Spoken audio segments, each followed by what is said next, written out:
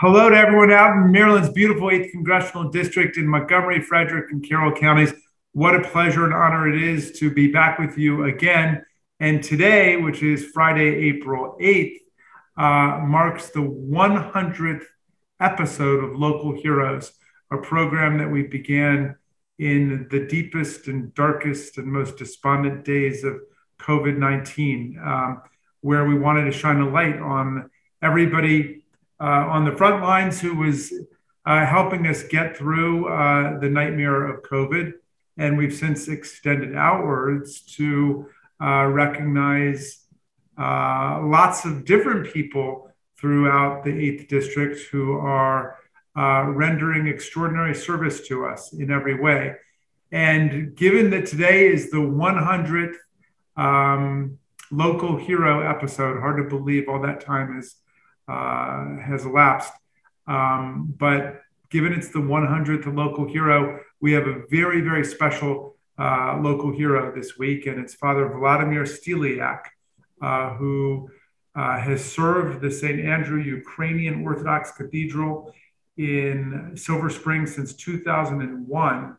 And that church has been in our community as an anchor of the Ukrainian American community for a long time.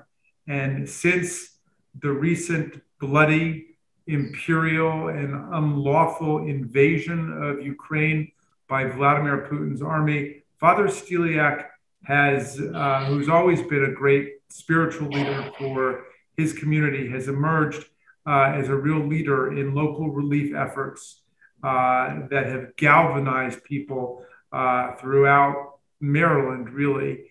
And he's also an active duty member of the U.S. Air Force. And he is a man who is a community servant in every way. And because of the remarkable work you've done in galvanizing all of us to help in the relief effort in Ukraine and to focus our attention on the Russian invasion, Father Steliac, you are our local hero on this special day. So thank you for accepting the honor. Thank you, Congressman. I am humbled and honored by your generous and kind honor to be your weekly honoree. I do obviously share that with my thousands and thousands of local community members that have come together to support us in prayer and in a generous donation, in a kind word, with flowers, placing mountains of flowers, placing at the door of the church. Your visit at my church, and certainly many wonderful individuals who have come to be part of us and be next to us during these very dark days in our time.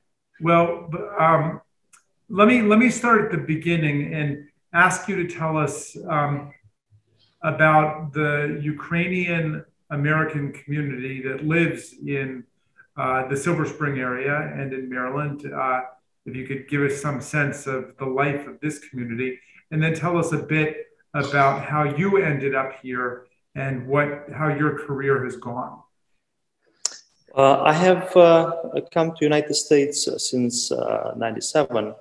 And I was a pastor in Cleveland, Ohio, and for 4 years, and then here in metropolitan Washington, D.C. And right after 9/11, I have joined Maryland Defense Force, a voluntary military organization that is supporting the state. And then I have transitioned into a Maryland National Guard, where I am currently active. And tell us about the Ukrainian community in our neighborhood here. Ukrainian community in our neighborhood is very much the same community that is in every state. We are fairly easy to identify and assimilate very easily with the rest of the community because very passionate about family, about values, very passionate about going to church, about working hard, high working standards, and very passionate about what happens in Ukraine. We always pray. A lot of my parishioners are migrating from Ukraine. So certainly you end up having one foot here, one foot in Ukraine, and then you transition into full membership, becoming citizens, and really being home away from home. So in terms of Putin's invasion of Ukraine, I think a lot of people hoped for the best in terms of Ukraine's ability to survive, but expected the worst. And in some sense, we've gotten the worst in terms of the really depraved and, as President Zelensky put it, genocidal actions of Putin's army. But on the other hand, in a military sense, things have gone pretty well for Ukraine, and the Ukrainian people have shown such remarkable resiliency and fortitude. To what do you attribute the fact that the assault on Kyiv was repelled, and now Putin is making his sinister way across Ukraine to the east? Why do you think it's turned out to be a much tougher job for Putin than he thought to subdue the country? Well, it is a good question, Congressman. A great heroism plays a catalytic role in every battle. We have seen those events in the United States history, right here in Maryland, Fort McHenry, and up until today you've seen, you had yourself so many heroes that have contributed to the community, to the society, to the neighborhood, and to the state and county. A deeper level of commitment is needed to repel a might of a military force. And Ukrainians have that. Ukrainians love their country. Ukrainians are peaceful and loving people, and they do not want to lose freedom. They do not want to lose the future of their children. They do not want to have a country that is dominant. They had enough of that during the Soviet Union. And so do you see other countries around Ukraine that are very much supportive and engaged. And what do they have in common? They all lived under communist regimes, and they know what they have a particular appreciation for freedoms because they can compare it to something. And of course, you have mothers and grandmothers and men and women taking up arms and defending their country. They don't want to fight. They are not violent. They don't want to be in that position. But when you have a set of values that we all choose to have our own faith or our own values, and then comes the moment in life that says all your values need to be suspended because the only thing that matters is your life. So that's when heroism comes. So Kyiv and most of the country, the military victories that were, are accredited in a big part to the heroism of the Ukrainian people. From the president all the way down to the last person, they all put their shoulder together, and you need so much more military to compensate, 50 times more to compensate for that heroism. Certainly, as we've seen the dark images of on TV, we've seen what rockets and destruction can do and the wars can do, but none of that. Their faith is stronger, their love for each other is stronger. And they live by these two commandments of love God, love neighbor.